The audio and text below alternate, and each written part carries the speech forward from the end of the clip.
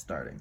You want to speak to what you're doing? Yeah, so this progression is an A minor, and I'd play this with your left hand. This is middle C right here.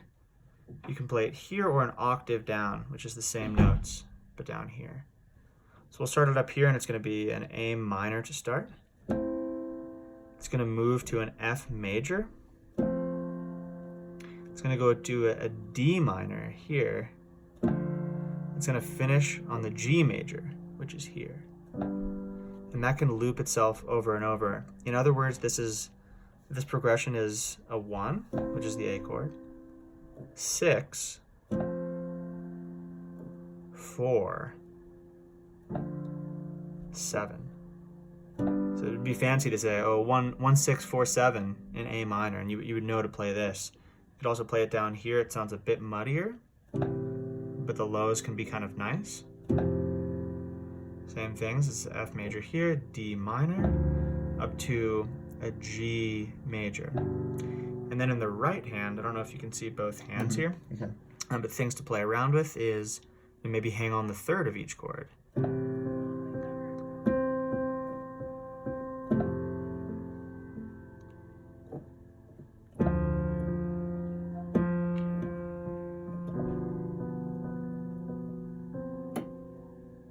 Or the fifth. Oh, that's nice.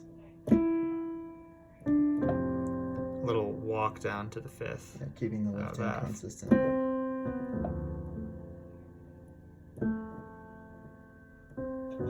Little different pattern, but still wanting to end on that third. And a kind of melodies that a lot of people enjoy are ones that don't move too drastically and move through the changes, ending on the third of the A. Fifth, walking down to the fifth of the F, to the third. That's the D, the octave up there, a bit of a skip. And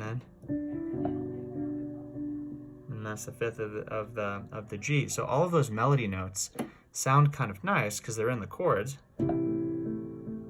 This is just fifth and the root, playing around with both of them in the right hand.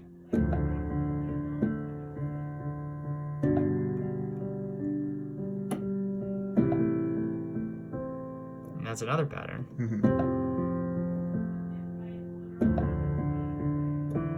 Ooh, got a bit weird there. I like it. I'm kind of just messing around with that. And so even keeping that the same, the last thing I'll mention in this video, because it's already getting a bit lengthy and verbose, is to play around with inversions eventually, which is the idea of moving one note in the chord somewhere else. So you could stay, A minor stays here, the F stays here. You can play this D minor. This D could be here instead of here. So this is a way to play D minor. So a little bit less movement. You don't have to go all the way down for D. You can just invert it. It keeps it a little bit more consistent.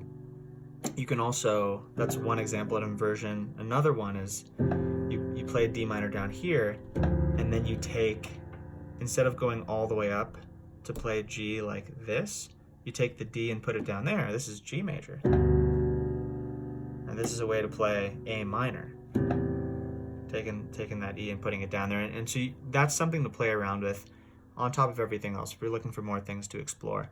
But the gist is that basic 1, 6, 4, 7 progression in A minor. And then messing around with those melodic ideas that can be really simple. You know, take the octaves, for instance, is another one. Just they're both A. Keeping the A, because it's the third of F. Keeping the A because it's the fifth of D. And then maybe just shifting it a little bit to B. And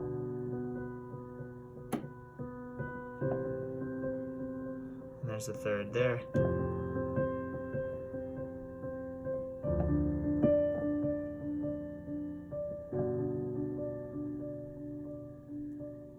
So that melody, I only played C and then D. It was just octaves of C, octaves of D. But the fancy part is that C is the third of A, fifth of F, and then D is the root of D, and then it's the fifth of G major there. So there's a lot in that video, but hopefully you can kind of